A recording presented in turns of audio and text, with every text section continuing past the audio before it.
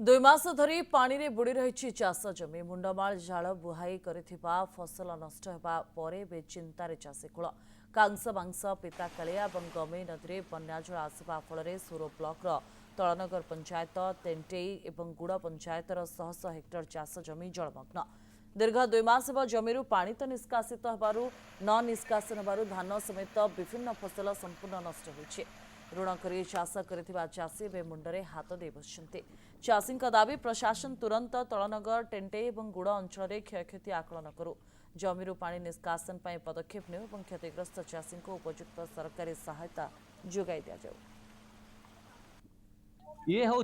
बिरीपड़ार दृश्य देखो मु पछपट देखेबी कैमरामैन सहयोग कह देखेबे देखो किभली भाव में पानी पूरा एकदम लंबा है रास्ता जिते पर्यंत आपन को देखा आखि पाइब सेते पर्यंत देखो सबू जगह चाष जमी रे बर्तमान पानी घेरी रही किसी चाषी भाई माने अच्छा सहित सीधा सड़क आलोचना करवा। आज्ञा ये कौ माने केते दिन है चाष जमी पानी रही कौ बन्या पानी आसूची ना केमी पानी आसी कौन असुविधा सुविधा होची बन्या पानी प्रबल बन्या पानी 5टा बन्या पानी है 5टा बन्या पानी आमर बिरीपड़ा नक्सार 400-500 एकर जमी 500 एकर जमी अधा % बुणा होता आउ रुईया किसी रखी आम 3 थर सार तला पकड़े 3 थर जाक तला आमर चलीगला जे किणा जिते पैसा जाऊँ से 5 थर जाक पानी जाती मूल सह सब पचिक सफा हो प्रशासन को आम एति अनुरोध करुचु जे कि आमर पानी किपरि निष्कासन हम से तार व्यवस्था करंतु आउ चाषी माने किपरि उपकृत हेबे गोटे एलआई पॉइंट आमर दरकार मुख्यतः आम तो एथर चाषर कौन इनकम करूनी तेणुक आमर लोन टा छाड़ करने आम एति प्रशासन को अनुरोध करुचु कौन केते जो धार करज केते टका कौन हेची केमती कौन भाबरे चाष होइतला सेटा प्रशासन को आम हिसाब दे पारिबु नै चाषी जणे चाषर केते टंका खर्च करछि सेटा प्रशासन हिसाब नै परिबोनी आम चाषी पाखरु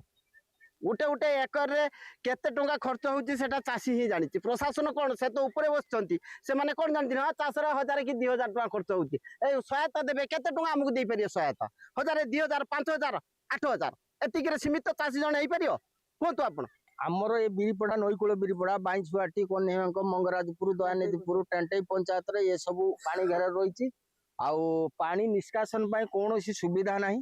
आमको पानी निष्कासन सुविधा कले आम ठीक चाष उपकृत हो पार मु गोटे चाषी 4 एकर जमी बिल रुई कि से संपूर्ण भाव नष्ट हो मो पाखे बिहन ना कि माने तला पकड़ा भी सुखला बिहन भी ना आउ सुखला बिहन भी पकईकि आम चाष करवा असंभव आउ ये पानी कटिला बेलू आहरी 15 दिन आम आउ कौन प्रकार आम चाष करूँ सरकार पाखे नवेदन करुचु जहाँकि चाषी जमी उपकृत हे से बाट करा गले आमको प्रथमतः आगामी रबी फसल जो आम डालुआ धान चाष करूँ आमको गोटे एलआई पॉइंट दरकार द्वितीयतः किमिति चाषी पाखे बिहन पहुँचब से आवश्यक आम पाखे कौन विकल्प था ना 4-5 थर लेखा तला पकईलु से नष्ट होगा द्वितीयतः एकर एकर जमी बुणी से चलीगला आम प्रशासन को एति नवेदन करुचु आमर जदि लोन पत्र जहाँ करूँ मो गोटे चाषी 5 एकर जमी चाष करे मु 3 एकर बुणी 2 एकर एकर जमी रोई आउ तली 3 थर पकईली तो आउ से नष्ट होगा प्राय मोर 30,000 भली टंका खर्च होइछि। चाषी मानकर जो दुख थिला सेमाने किभली भाव में जो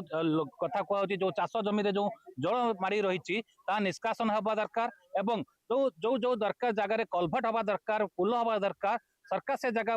तदंत करी निश्चित भाव में गोटे पुल देले से जो चाष किभली भाव में सठिक करें दाबी रखिंट। सोररू प्रमोद कुमार दास, कनक न्यूज।